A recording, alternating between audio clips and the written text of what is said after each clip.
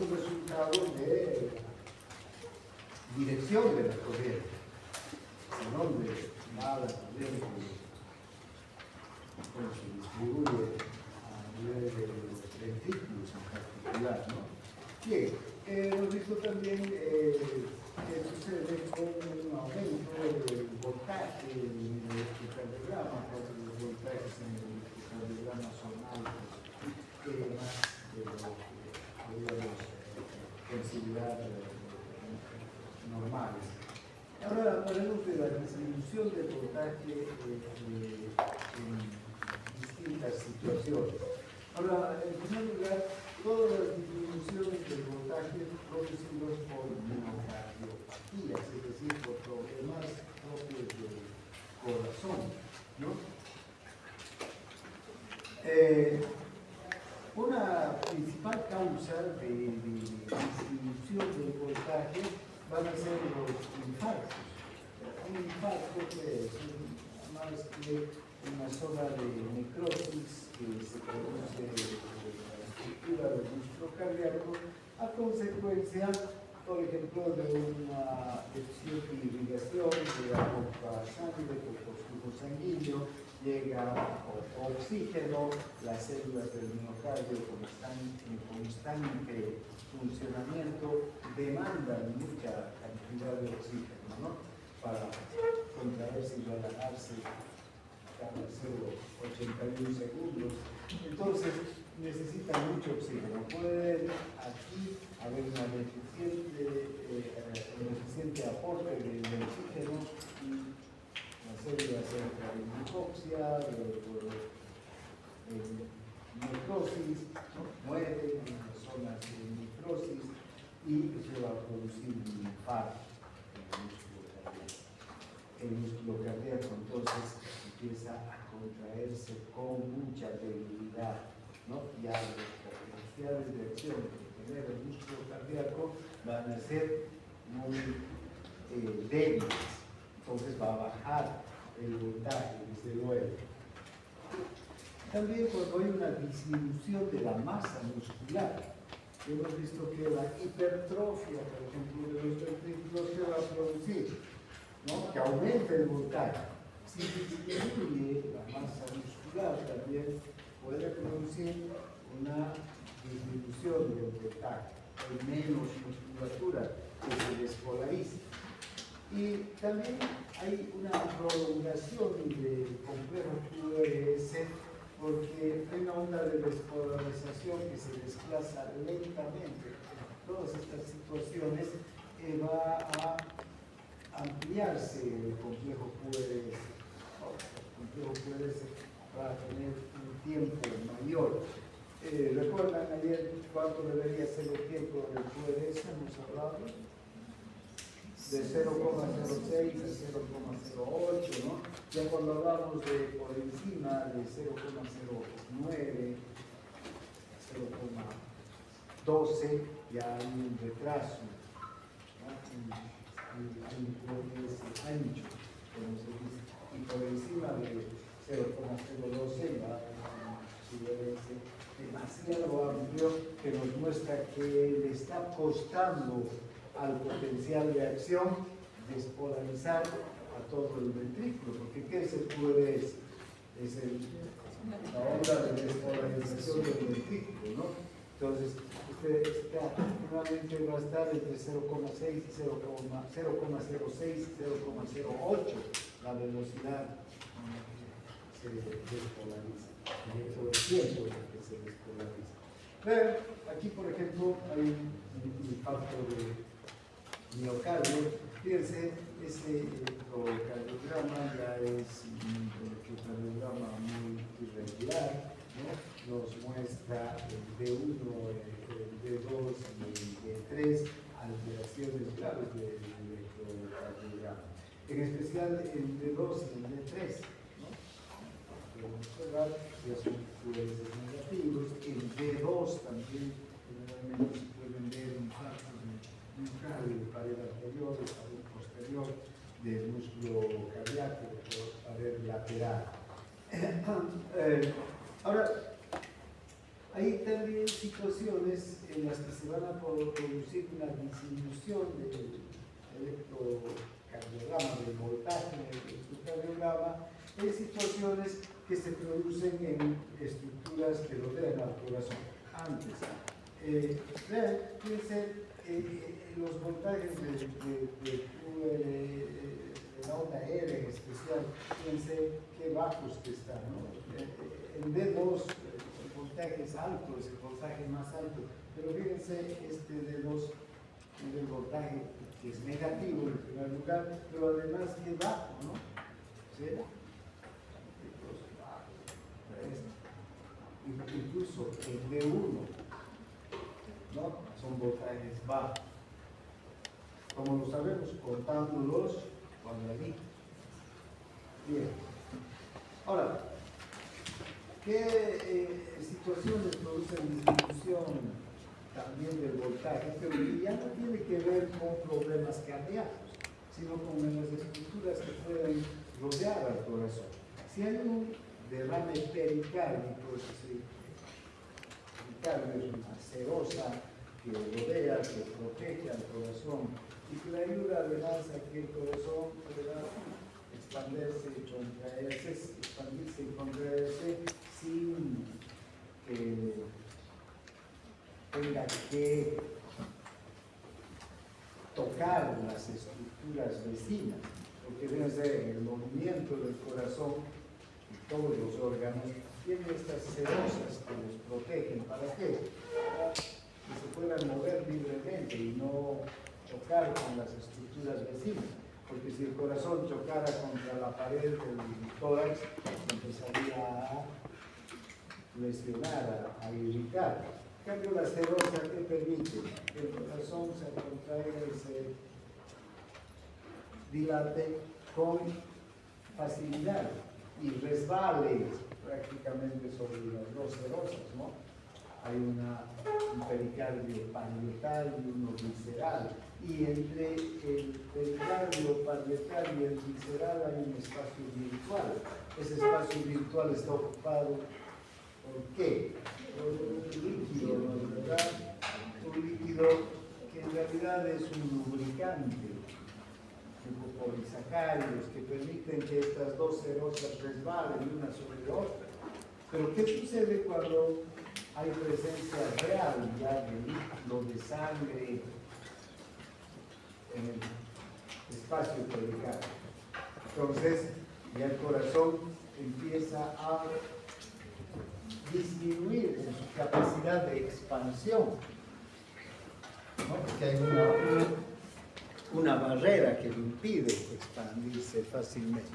Pero además, no solamente ese es el problema, sino que como hay un líquido que está entre las dos serosas, ese líquido evita un poco que los potenciales de acción lleguen con facilidad a la superficie del cuerpo, porque es donde cogemos el potencial de acción. Entonces, los voltajes ahí van a ser bajos, ¿no?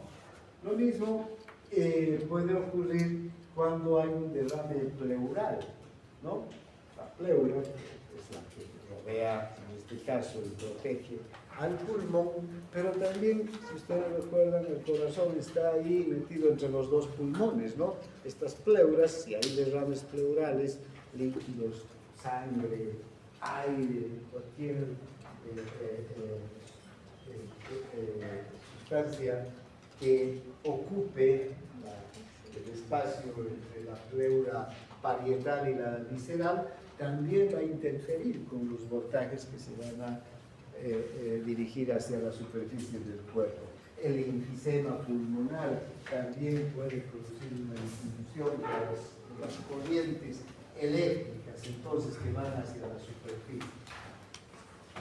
Ahora, también podemos encontrar patrones prolongados y extraños del complejo QRS. Ya hemos hablado de que la hipertrofia de los ventrículos va a haber un QRS prolongado, amplio, que va a durar más allá de los 0,08 segundos, 0,10, 0,12, segundos puede durar un complejo QRS, ¿no? También hay QRS prolongados cuando hay un bloqueo en el sistema de Purkinje. El sistema de Purkinje, ¿para qué sirve? ¿Qué hará el sistema de Purkinje? ¿Cuál es su función?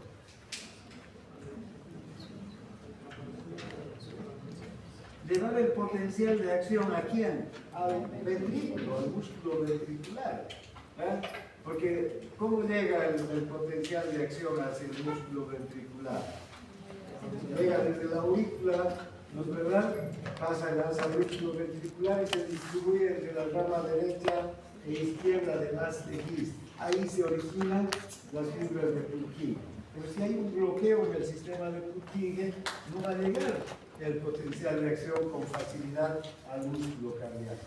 Entonces, la despolarización del corazón va a ser mucho más lenta. Va a tener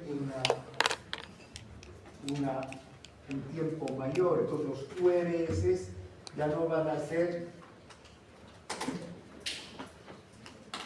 estar dentro, digamos, del periodo de entre 0,06 a 0,08 segundos. Si nuestros QRS serán mucho más amplios, ¿no? Entonces serán 0,10, 0,12 segundos, el doble de antes. Para eso, ¿qué tenemos que contar? Los cuadraditos. Cada cuadradito, ¿a cuánto equivale el segundo? 0,04 segundos. Entonces tenemos que contar cuántos cuadraditos hay, ¿no? Y ver si es que el QRS está más allá de lo que normalmente debería tener. Entonces tenemos cuando el sistema de Purkinje está alterado también, ¿no? ¿Por qué se puede alterar el sistema de Purkinje? Puede haber un infarto, por ejemplo, en el ventrículo que altere, que produzca que el sistema de Purkinje más se vea involucrado. Ya les decía hace un momento que es un infarto. ¿O por qué se produce un infarto? Por una isquemia. Y si hay una isquemia que afecta al sistema de Purkinje, también van a morir las fibras del sistema de Purkinje y no van a poder ya enviar el potencial de acción adecuadamente. También puede haber lesiones graves por infecciones, lesiones graves por traumas, ¿no? Que afecten el músculo ventricular y al sistema de Purkinje, o bloqueos pequeños en diferentes puntos del sistema de Purkinje por microinfartos. Bien, entonces son aspectos que pueden cambiar y hacer que los QRS sean amplios, o los QRS también cambien en sus características. Una característica que va a cambiar en el QRS, ¿qué va a ser? Por ejemplo, en vez de que en las derivaciones en las que el QRS es positivo, el QRS se vuelva negativo, ¿no? Pero bueno, eso es lo que va a pasar. Ahora, hay una situación que se produce debido a muchas alteraciones que van a haber en el músculo cardíaco. Estas alteraciones producen que el músculo cardíaco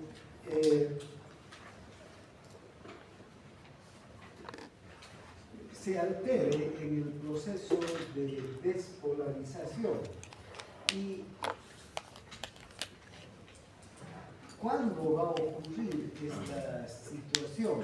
Generalmente cuando hay un infarto. ¿Ya? Cuando hay un infarto, este es el ventrículo, aquí hay un infarto, esta zona del ventrículo va a producirse una isquemia, van a morir las fibras del musculares en esta zona y si el paciente se llega a recuperar, ¿no?, del infarto, estas fibras musculares no se van a reponer, desaparecen para siempre. Este corazón ya va a tener un problema, ¿no es verdad?, que no se va a contraer adecuadamente, porque aquí ya le van a faltar fibras musculares. Puede seguir funcionando desde el corazón. ¿Y qué va a ocurrir aquí? Estas fibras musculares que han muerto por el infarto, por algún daño que ha ocurrido en el músculo cardíaco, van a ser devoradas ¿por quiénes? Por los macrófagos, ¿no? Van a limpiar los macrófagos esta zona y ¿qué va a crecer aquí? Un tejido cicatrizal, un tejido fibroso que va a sustituir al músculo cardíaco, ¿sí? Que ese tejido fibroso ya no tiene las cualidades del músculo cardíaco, entre ellas las de despolarizarse y repolarizarse, despolarizarse y repolarizarse. Esta zona va a quedar despolarizada, total o parcialmente. Entonces, cuando vemos que en este punto, digamos, las células, las fibras que van a sustituir, van a mostrar un punto de despolarización, porque estas fibras no van a cambiar ¿no? No va a entrar y salir el sodio como sale y entre, o el calcio como entra y sale del músculo cardíaco. Y ya no va a ocurrir esto. Estas van a estar siempre despolarizadas, ¿sí? Entonces, a esa característica se denomina corriente de lesión. Porque una cosa interesante es que, como ustedes saben, el eje eléctrico siempre apunta a las zonas que todavía no están despolarizadas, ¿no es verdad? Y aquí también va a ocurrir que cuando el eje eléctrico, la corriente eléctrica esté avanzando, va a apuntar hacia la corriente de lesión. Esto va a hacer que el eje eléctrico cambie, va a cambiar el eje eléctrico del corazón, ¿sí? Entonces, la parte lesionada siempre va a estar negativa hacia alrededor, ¿sí? Porque va a estar despolarizada adentro, ¿sí? Las cargas positivas van a estar siempre adentro. Entonces, vean, el resto del corazón es neutro o emite cargas positivas cuando se despolariza. Entonces, aquí vamos a tener esta corriente de lesión. Ahora, ¿qué alteraciones pueden producir la corriente de lesión? Uno, un traumatismo mecánico, ¿no? Que lesione al corazón, que haga que este corazón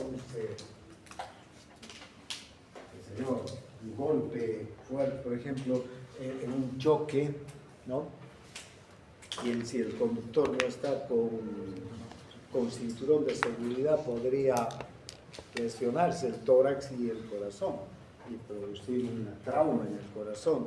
Y ese trauma va a matar células cardíacas, va a producir un infarto y después, ¿qué va a ocurrir? Si no muere esta persona, si el trauma no ha sido tan alto, se va a recuperar y va a ocurrir eso. Luego, también procesos infecciosos, cardiopatías infecciosas, ¿no? Puede haber la isquemia también por falta de oxígeno, por un bloqueo de alguna de las arterias, un trombo, un émbolo, ¿no? Que evite que la sangre llegue a través de las coronarias al corazón. Bien, esta sería la causa más frecuente, en realidad, de corrientes de lesión.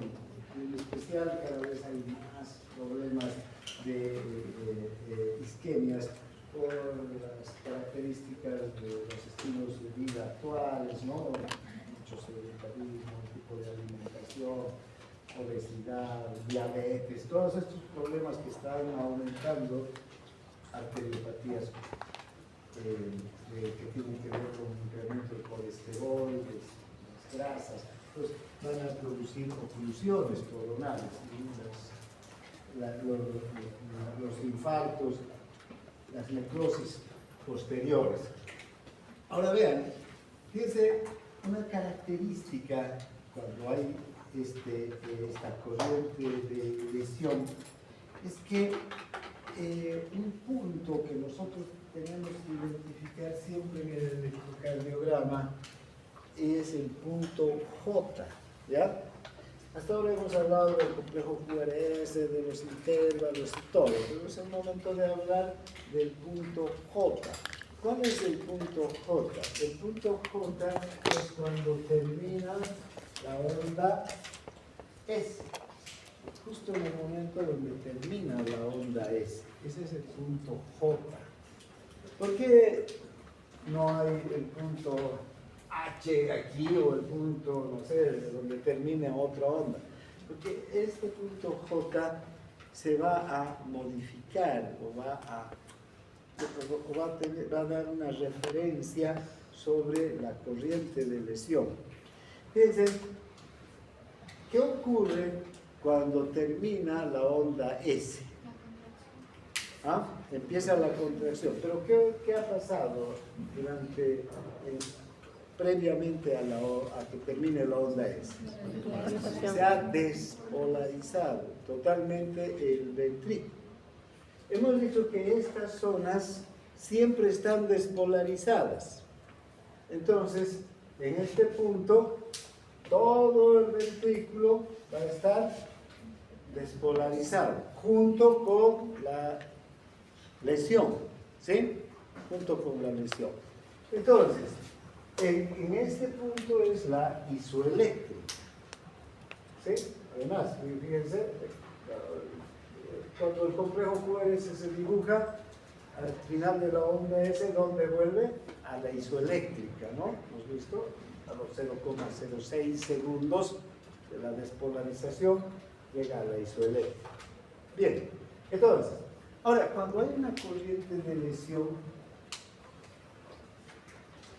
es difícil encontrar la isoeléctrica, ¿sí? Porque fíjense, por ejemplo, en este electrocardiograma, del infarto, ¿sí? ¿Dónde estará la isoeléctrica? Porque, vean, hay ondas que están más arriba, más abajo, o en este otro igual, ¿no? Más arriba, más abajo. Y no hay esa continuidad, no hay digamos, esa periodicidad o esa secuencia más bien de las ondas y la isoeléctrica como referencia para identificar cuál onda es cuál. Entonces, vean, por ejemplo, esta es la onda P. Y al principio de la onda P debería estar, ¿qué cosa? ¿Sí? ¿Y por qué debería estar al inicio de la onda P la isoeléctrica? Porque se supone que en este momento todo el corazón está repolarizado, ¿no es verdad? Y recién va a empezar todo el proceso de despolarización. Pero si esta zona nunca se repolariza y siempre está despolarizada, entonces aquí no hay no cumple ese criterio, ¿verdad? Por eso, desde la onda P está por debajo de la isoeléctrica. Porque en este punto no está en cero el corazón. Hay una zona que está parcialmente despolarizada. Entonces, la única forma de encontrar la isoeléctrica en todo el corazón es al final de la onda S, porque al final de la onda S está todo el corazón despolarizado. ¿Incluido quién? La lesión, incluido esta zona de tejido fibroso, digamos.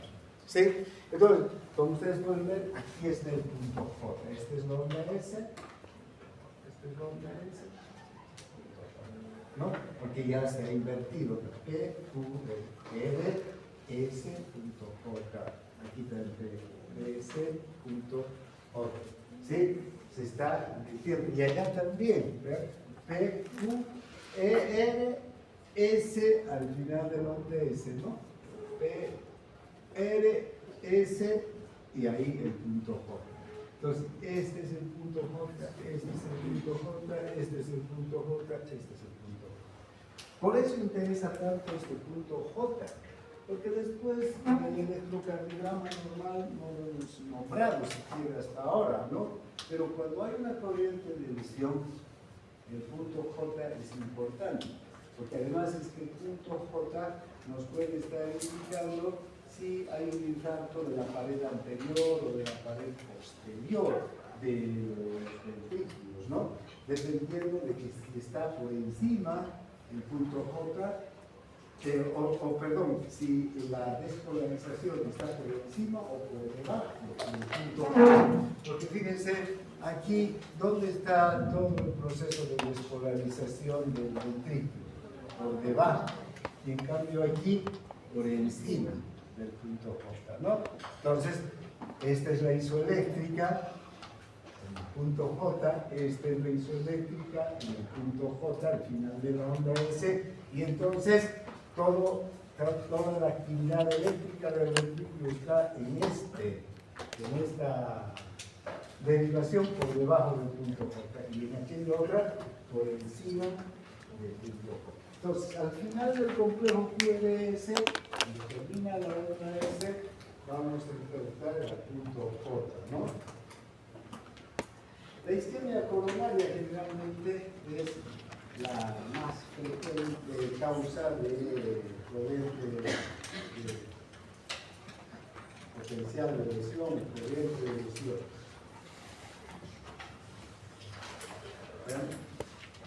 Con insuficiente flujo sanguíneo, ya sea por oclusión de las arterias, porque un trombo, cualquiera sea el motivo que llega a poco flujo sanguíneo, hace que en la ausencia de oxígeno hay una acumulación excesiva de anhídrido carbónico, de hidrógeno, de ácido láctico, etc. Y hay ausencia de nutrientes, se produce entonces una isquemia, empiezan a morir las fibras musculares y no se puede producir la repolarización de la membrana muscular. El músculo cardíaco no muere porque hay flujo sanguíneo suficiente. En este estado, el potencial de lesión sigue fluyendo desde la presión diastólica del ciclo cardíaco, ¿no? Vean, aquí hay un corriente de lesión en un infarto agudo de la pared posterior. Vean, aquí el B2 sirve para diagnosticar infartos. Además, también de 1, D2 y D3, como hemos visto al principio. Pero fíjense, el B2 también, cómo se altera el ¿no? El vector resultante aquí va a tener una dirección de hasta 150 grados, desviado hacia la derecha. ¿Sí? Una pared posterior también, fíjense, D1, D2 y D3 están alterados y D2 también está alterado. ¿Y dónde está el punto J? Por encima, ¿no? Perdón, el punto J,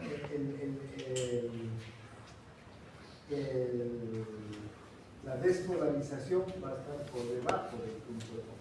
Después está por encima. ¿Sí?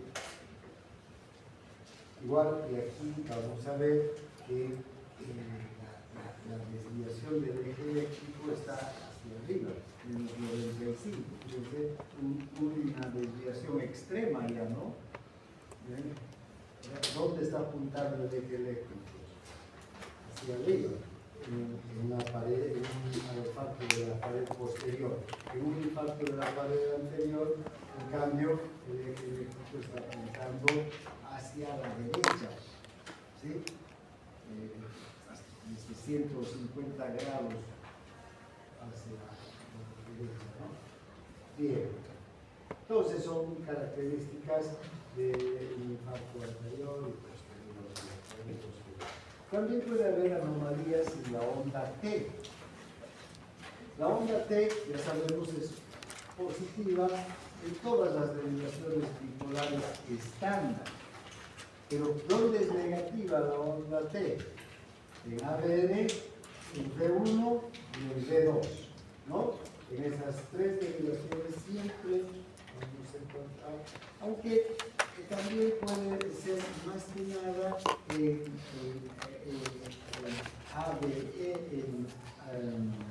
ABR, más que nada negativa la onda T. Ahora, estas ondas T se pueden alterar en las derivaciones donde normalmente tiene que ser positiva. ¿Ver? Y cuando puede ocurrir una inversión de la onda T, que la onda T se ponga negativa, fíjense aquí, ¿no? Puede ocurrir en una isquemia grave en la punta del ventrículo. Cuando la isquemia es cerca de la punta de los ventrículos, o la punta del corazón, fíjense, la onda T ya no va a ser hacia arriba, ya no va a ser positiva, ¿no? Onda P, PDS y T. Entonces, la onda T normalmente debería ser aquí. ¿Sí? Ahora lo tenemos aquí. Un indicador de una lesión en la punta del ventrículo puede ser esta inversión de la onda T. Buen esquema, ¿no? Y finalmente hay un medicamento que se usa para el tratamiento de la insuficiencia cardíaca, que es la digital, ¿no? Digoxina se llama el medicamento, y es derivado de una planta, la digital o digitalis lanata. Conocemos de la antigüedad más remota de esa planta. Ya hay otros griegos y antes, otros médicos utilizaban la digital como un cardiotónico, que hacía que el corazón recupere su fuerza de contracción. La digital es un excelente cardiotónico. Sin embargo, el problema que tiene es que puede producir una intoxicación con facilidad, ¿no? Y encadenar arritmias severas.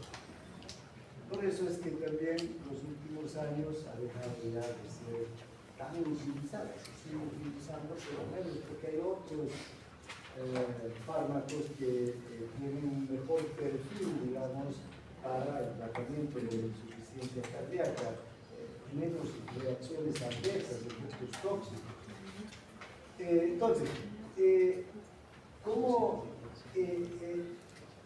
se puede observar de manera temprana un efecto tóxico de la digital en un paciente que tiene una insuficiencia cardíaca y se lo está tratando con digital?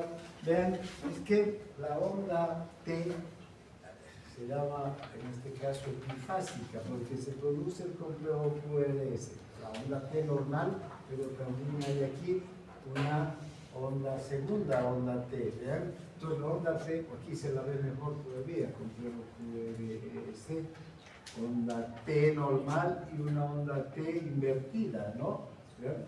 Dos fases tiene la onda T aquí, una fase positiva y una fase negativa. Esta es muy característica de la intoxicación por la digital. Bien. Entonces, hasta aquí vamos a hablar de estas alteraciones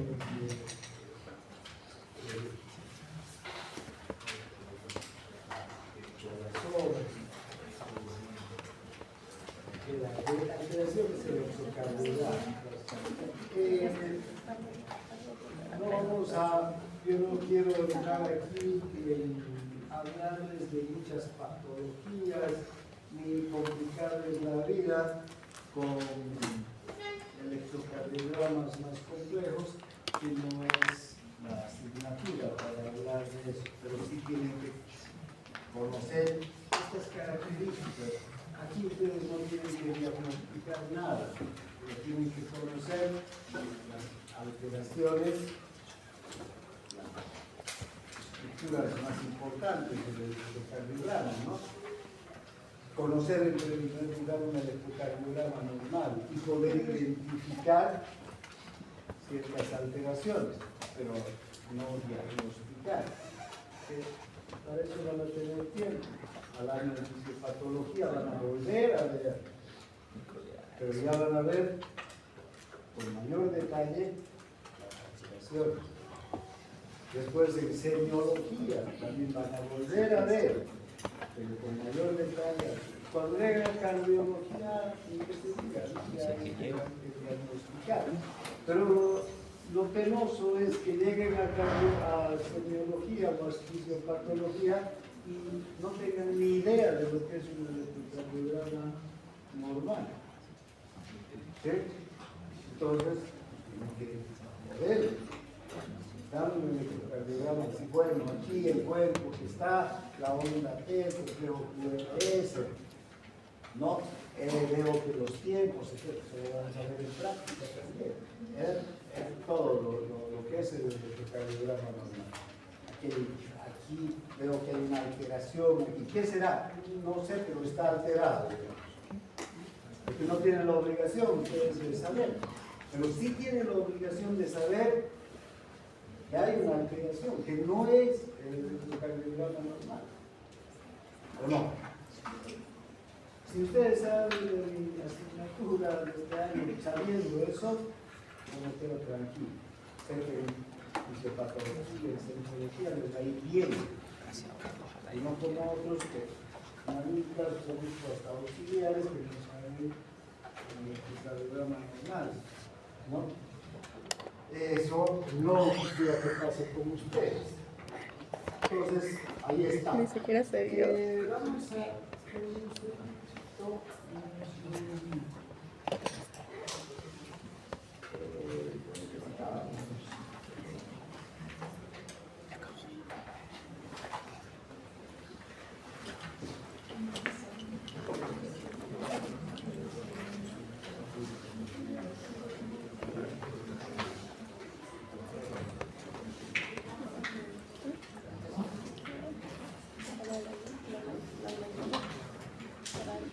Hagamos una visión rápida, pero no quiero que ustedes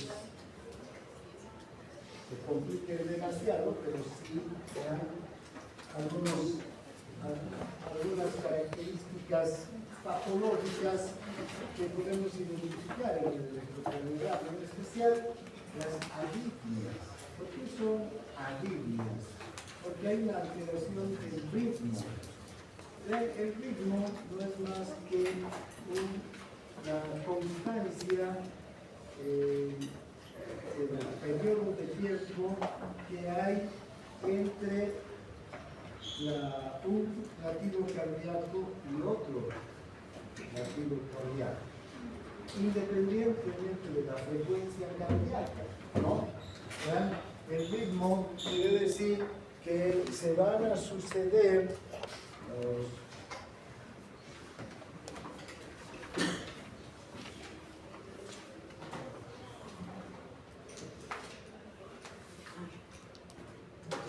electrocardiogramas o los latidos del corazón con un periodo de tiempo igual, ¿sí? Entre un latido y otro, ¿sí? Entonces, si quieren algo más, si este es el tiempo, un latido, otro latido, otro latido, otro latido, otro latido, otro latido. Estos periodos de tiempo, aunque aquí no me ha salido muy bien, tienen que ser los mismos entre uno y otro. Y esto independientemente de la frecuencia cardíaca, desde luego. Entonces, si yo estoy en reposo, estos latidos tienen que darse en una secuencia digamos, similar. Pero, ¿qué pasa si yo estoy en reposo? Tengo un latido, luego otro latido, luego otro, y después otra vez, y otra vez. O tengo un latido, otro latido, que están en secuencias normales, ¿no es verdad? Y luego desaparece el latido y otra vez se restituye. ¿Qué está pasando? Este corazón, en estos dos casos, está arrítmico, ¿no? No está manteniendo el ritmo.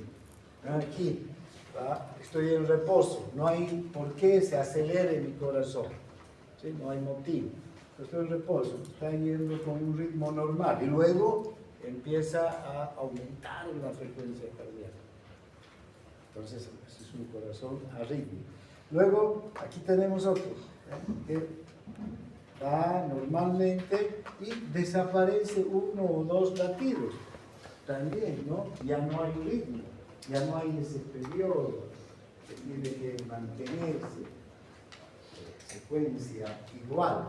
Ahora, desde luego, si estamos en actividad física, esto es en reposo, en actividad física será mucho más corto el periodo entre los latidos, ¿no? Porque va a aumentar la frecuencia cardíaca normal. Eso es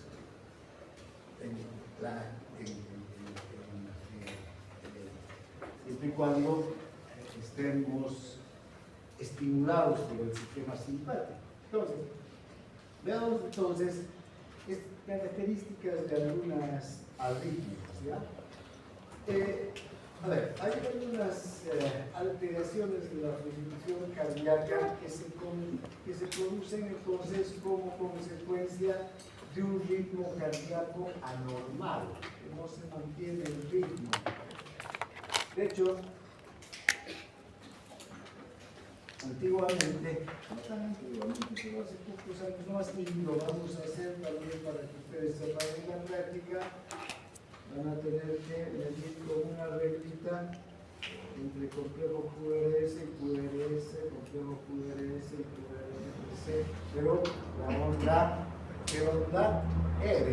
Entonces voy a revelar una regla y voy a medir la distancia entre esta onda R, entre esta onda R, y entonces tiene que ser la misma. ¿Sí? Entonces, para diagnosticar si está rítmico el corazón. De hecho, también hay un electrocardiograma, que vamos a programar el electrocardiograma.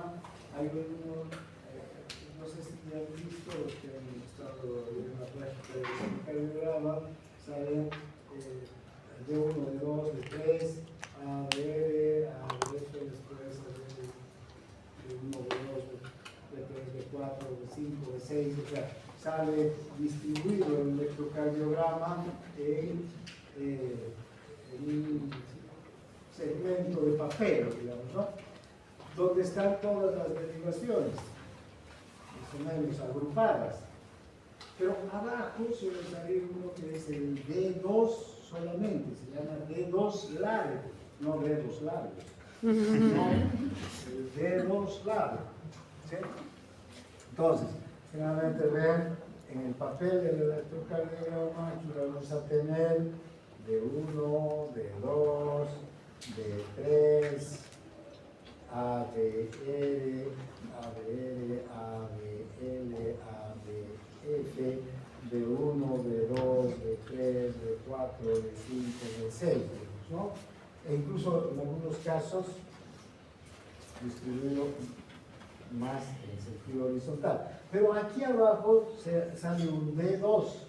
Entonces, aquí tengo los trazos de cada uno de estos cardiogramas. Y aquí solo de D2, mucho más largo. ¿Para qué? Para precisamente tener una mejor visión de la arritmia, ¿no? O de la ritmicidad. Bien. ¿Cuáles pueden ser las causas entonces de arritmias? Que hay una alteración en la ritmicidad de marcapaso. ¿Quién es el marcapaso? El nódulo sinusal no está funcionando normalmente, que hay alguna alteración en el nódulo sinusal. El nódulo sinusal se puede despolarizar con mayor rapidez, haber despolarizaciones paroxísticas del nódulo sinusal, ¿no? O también el nódulo sinusal se puede despolarizar con más lentitud. Si se despolariza muy rápidamente, vamos a tener taquicardias. Si se despolariza lentamente, bradicardias, ¿no? O otro tipo de arritmias, que el nódulo sinusal se despolarice 1, 2, 3 veces normalmente, y en una de esas ya no se despolarice, ¿sí? Y después, ¿y quién se va a despolarizar si no se despolariza el nódulo sinusal? El nódulo ventricular. Entonces, fíjense en esos electrocardiogramas, vamos a ver onda P, complejo QRS, onda P, complejo QRS, y cuando no se despolariza el nódulo sinusal no va a haber la onda P, pero va a haber el complejo QRS. Y después otra vez se va a despolarizar el nódulo sinusal, y otra vez va a aparecer la onda P con el complejo QRS. Y otra vez no se va a despolarizar el nódulo sinusal y va a desaparecer la onda P. Entonces, características, ¿no?, de estas arritmias, que puede tener una alteración del nódulo sinusal, por ejemplo. Pero también puede haber alteraciones en el nódulo ventricular, son más graves todavía, ¿no? Porque ¿quién no se va a despolarizar? ¿Quién va a desaparecer ahí?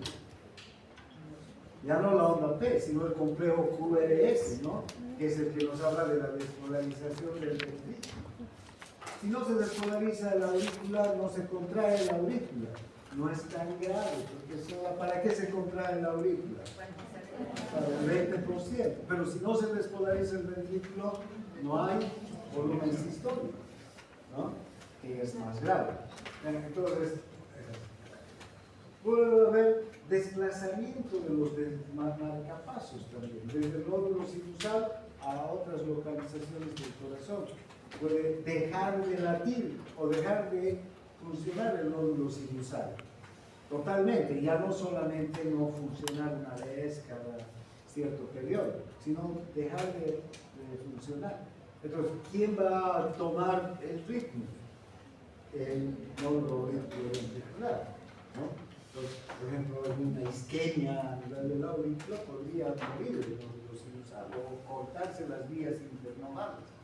Bien, luego, bloqueos en diferentes puntos de la propagación del impulso. Puede bloquearse la comunicación entre el nódulo ventricular, puede bloquearse la comunicación a nivel de la rama derecha o la rama izquierda de las His, ¿no?, o bloquearse la comunicación entre el nódulo auriculoventricular y las fibras de Purkinje. Hay diferentes bloqueos.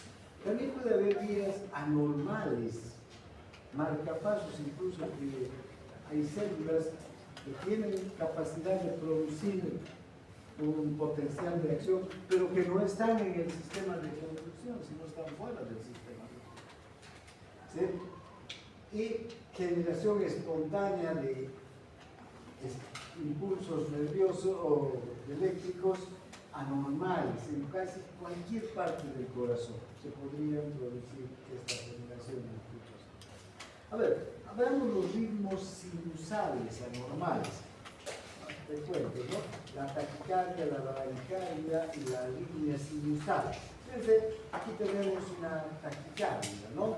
Recuerdan, es fácil diagnosticar una taquicardia. Paciente en reposo, se toma el electrocardiograma y la frecuencia cardíaca está aumentada, desde luego. Y si ustedes recuerdan, si tomamos la primera onda R, ¿dónde está? Que esté sobre, esta onda R, que está casi sobre la línea negra, ¿no? Si está a un cuadro grande, ¿cuánto será? 300. Y si está a 2 cuadros, 150. Está un poquito más, digamos, ¿no? Entonces quiere decir que este paciente está alrededor de los 140 latidos por minuto. Si contamos los cuadraditos chiquitos también, 1, 2, 3, 4, 5, 6, 8, 9, 10, ¿no? Cuadraditos chiquitos, ¿sí? ¿Cuánto es el tiempo de cada cuadradito chiquito? 0,04, ¿no es verdad? Entonces, ¿cuántos cuadraditos han habido ahí? 10. ¿Sí? Entonces podemos calcular esos 10 cuadraditos chiquitos, cuánto tiempo hay entre un latido y otro, ¿no?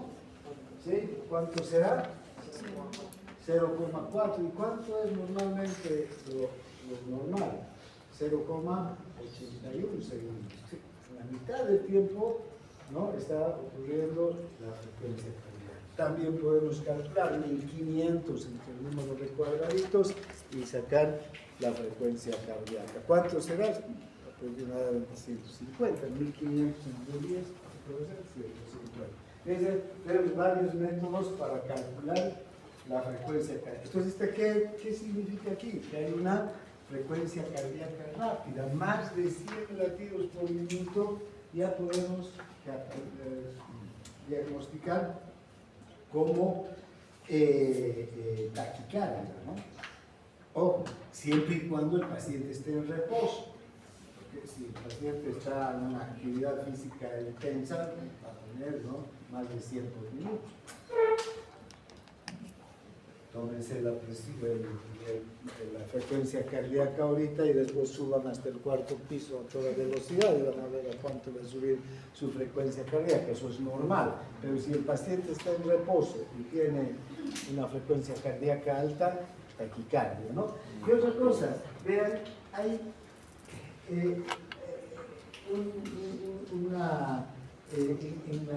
en este caso también la despolarización, el periodo de despolarización suele ser corto, ¿no? Y también es corto, una parte que se acorta mucho es la diástole. La diástole se va a cortar mucho en las taquicardias. Bien, entonces eso. Luego tenemos la bradicardia, que es lo contrario. Aquí tenemos una frecuencia cardíaca lenta, ¿no? A ver, vamos contando. 1, 2, 3, 4, 5, 6, 7, 8. ¿No? ¿Ven? Si vamos con el método de Dulin, vamos a entender que esa frecuencia cardíaca está aproximadamente 50 latidos por minuto, menos. ¿Sí? Si contamos los cuadraditos también, ¿no? Dividir 1500 entre el número de cuadraditos. Entonces, ¿cuándo estamos hablando de bradicardia? Cuando menos de 60 latidos por minuto. Si hay menos de 60 latidos, ya hay bradicardia, ¿no? Ahora, es normal que haya una bradicardia entre atletas, en especial cuando el atleta es más, digamos, más bien preparado físicamente, su corazón suele crecer, ¿sí? Y entonces eso hace que el corazón también lata más lentamente. ¿Y para qué crece el corazón? Para enviar un volumen sistólico mayor, ¿sí? Porque este atleta necesita una cantidad grande de oxígeno, ¿no? Entonces, y una cosa también, digamos que la diástole, la bradicardia, la diástole se alarga, entonces hay un mayor drenado ventricular. En los atletas, entonces, pueden encontrar cierta bradicardia, ¿no? Pero en una persona que no es atleta, menos de 60 latidos por minuto, quiere decir que hay bradicardia, ¿no? También hay bradicardias por estimulación vagal, el vago que produce bradicardia, ¿no? Disminución de la frecuencia cardíaca. Ahora vean esta arritmia sinusal. Podemos observar que durante la respiración profunda, la frecuencia cardíaca aumenta y disminuye con cada ciclo respiratorio hasta un 30%. ¿No? Sí, eso es normal. Si ustedes hacen una respiración profunda, ¿qué va a pasar? Aumentar la frecuencia cardíaca, ¿no? Pero también esta arritmia sinusal puede estar presente en enfermedades cardiocirculatorias, ya no en la respiración profunda, sino todos los periodos de la respiración. Ahora, vean, también puede haber ya ritmos anormales derivados del bloqueo de señales cardíacas en el interior de las vías de conducción. Bloqueo sinusal, bloqueo auriculoventricular, bloqueo auriculoventricular incompleto y bloqueo intraventricular incompleto. Veamos primero este bloqueo sinusal. ¿Qué es lo que está pasando aquí?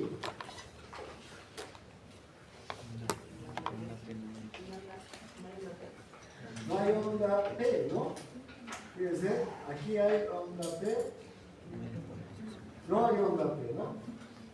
¿Qué hay? Pero QRS. ¿Sí? Pero no hay onda P, no se está produciendo. ¿Por qué? Porque el nódulo sinusal no está funcionando. Pero además, ¿qué le llama la atención entre una onda L y otra onda L? Hay mucho espacio. ¿Por qué? Porque está el nódulo auriculoventricular comandando. Ya sabemos que cuando el nódulo auriculoventricular empieza a comandar, la frecuencia cardíaca baja, ¿no? Ya no es la misma. Aquí tenemos un bloqueo de primer grado y una prolongación del intervalo P2. Vean, aquí, ¿qué es lo que podemos observar? Y esto ya es bloqueo auriculoventricular. Las ondas P están, ¿no? Onda P, onda P, onda P y onda P. Ahora, ¿qué es lo que va a ocurrir? ¿Qué es lo que podemos observar? Se da aquí, perdón, yo estoy, la onda P, el complejo QRS y la onda T. La onda P, el complejo QRS y la onda T. Onda P, el complejo QRS y la onda T. ¿Está todo completo? ¿Sí? Y entonces, ¿qué está alterado?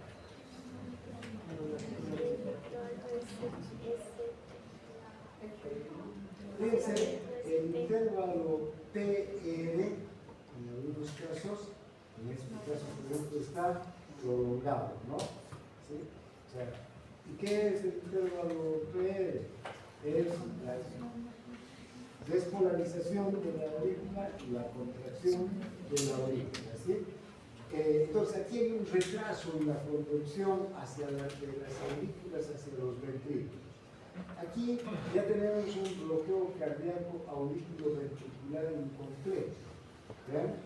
Este es un bloqueo de segundo grado. El primer grado no es tan grave, pero fíjense aquí qué está ocurriendo. ¿Vean? Tenemos la onda P, el QRS y la onda P que está bifásica, ¿no? QRS, onda P, QRS. Y aquí, después de la onda P, ¿qué ha ocurrido?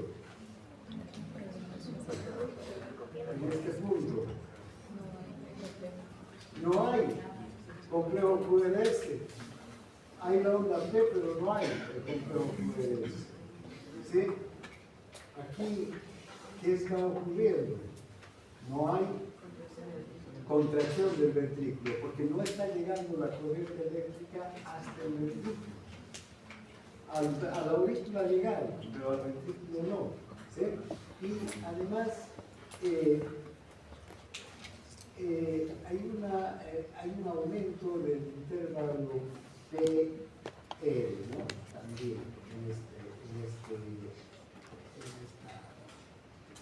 en bloqueo de segundo grado. Ahora vean este bloqueo de tercer grado, que es grave, ¿no? Este es un deterioro en la conducción final del estímulo en el haz de His, en las fibras de Purkinje. Ahí está el bloqueo. Entonces, ya que anormales son estos complejos QRS. Y para empezar, fíjense, hay muchas ondas T sin complejo QRS, ¿no? Y los complejos QRS débiles, ¿no?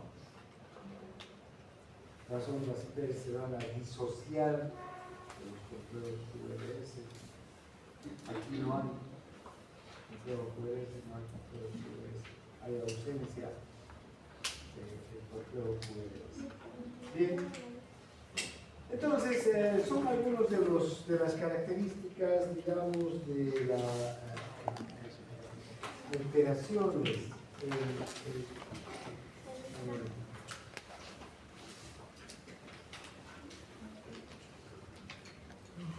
electrocardiograma. Ahora vean este bloqueo intraventricular incompleto. ¿Sí? Se debe a bloqueos intraventriculares parciales, cada 2 latidos, ¿no? Pero fíjense, o sea, hay el complejo QRS, la onda T, la onda P, el complejo QRS, la onda P, complejo QRS y así. ¿Qué es lo que nos llama la atención? Fíjense, entre 2 latidos normales hay uno anormal. Es un potencial de acción muy pequeño. O sea, fíjense la amplitud, el voltaje de estos QRS. Es la mitad del voltaje de los otros dos. Está al medio de dos, digamos, QRS normales, este QRS, y no solo el QRS, sino la onda P. Además, hay una alteración también de la frecuencia cardíaca, ¿no?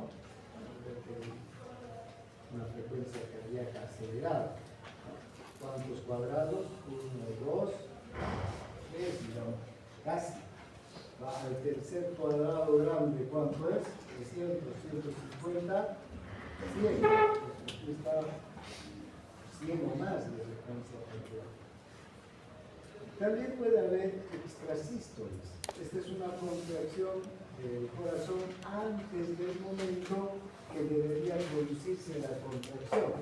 Es un latido prematuro, una contracción prematura, un latido ectópico. ¿Recuerdan? Hablamos de que el músculo cardíaco, a diferencia del músculo esquelético, tiene un periodo refractario relativo en el potencial de acción sobre los bebés, ¿no? Este es el potencial de acción del músculo.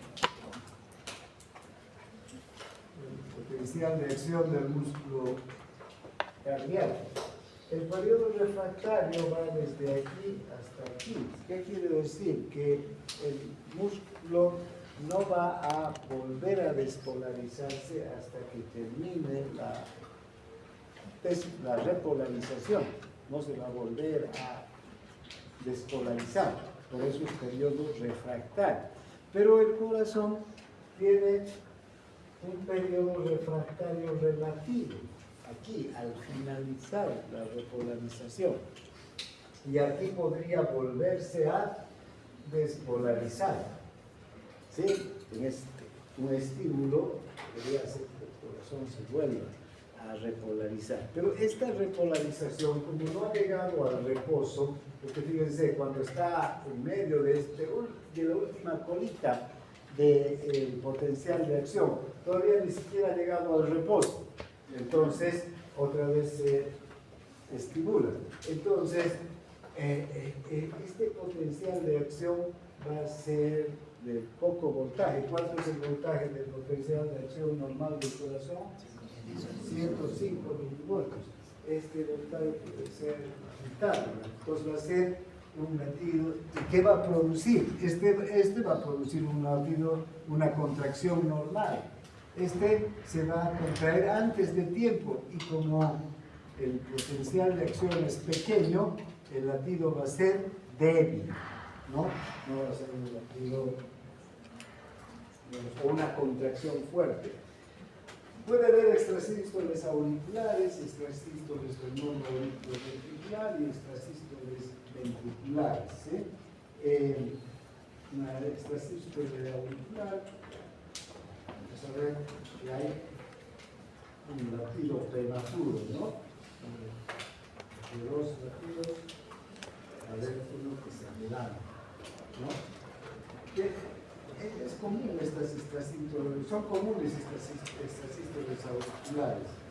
Una onda P que se produce demasiado temprano y que puede deberse a hábitos de las personas.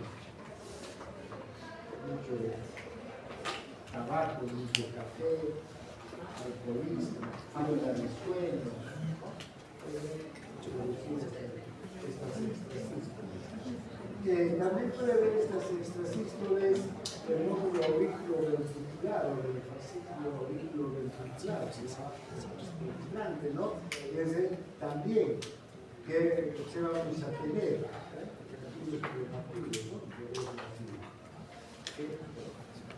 va a disminuir el complejo de QRS.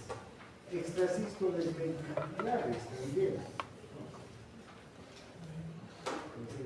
El complejo QRS está muy prolongado, ¿no? El QRS en algunos casos no tiene un voltaje aumentado entre QRS normales y va a haber una onda T que tiene una polaridad eléctrica y puede haber taquicardias paroxísticas, taquicardia auricular, ¿no?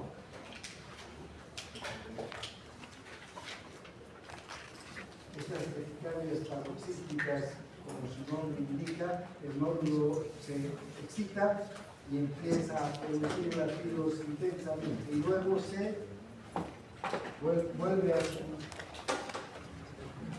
estimulación normal y otra vez la frecuencia cardíaca vuelve a su curso normal, ¿no? Taquicardias paroxísticas ventriculares también, potenciales de acción descontrolados, QRS descontrolados. Y finalmente está lo que se conoce como la fibrilación ventricular. Esta es la arritmia más grave. Todas estas otras arritmias se pueden controlar con medicamentos. Eso ya lo van a ver a partir del año, van a ver fármacos antiarrítmicos, van a ver arritmias en detalle en fisiopatología, en semiología y además en farmacología antiarrítmica.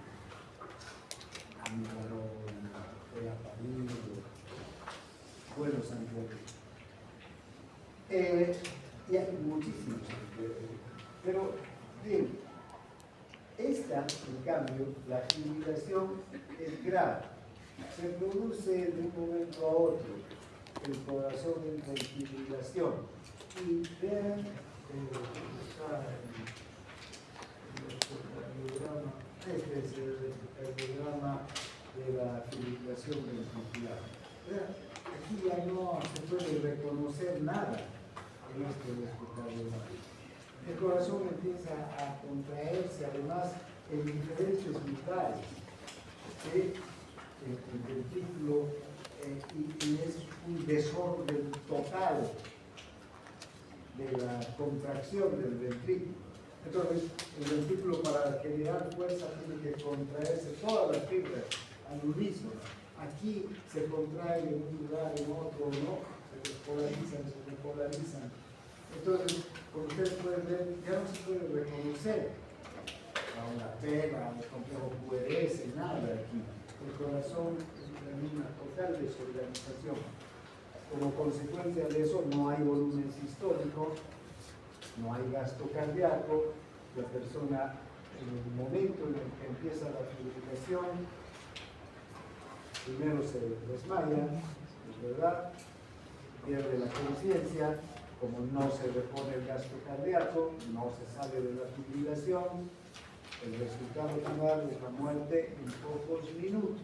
Por eso esta es una arritmia grave. Con las otras arritmias se puede vivir, o sea, de manera limitada, y con un antiarrítmico se podría restituir al paciente a una vida relativamente normal, que trabaje, que viva, que haga sus cosas, siempre y cuando cumpla con su tratamiento y régimen higiénico, dietético, etcétera, ¿no? Pero aquí esto es grave. ¿Cuál es la única forma de salir de una fibrilación? Con un desfibrilador, ¿no? Pero si no tenemos a mano el desfibrilador, se ocurre aquí, por ejemplo, una fibrilación, es imposible salvar a esa persona.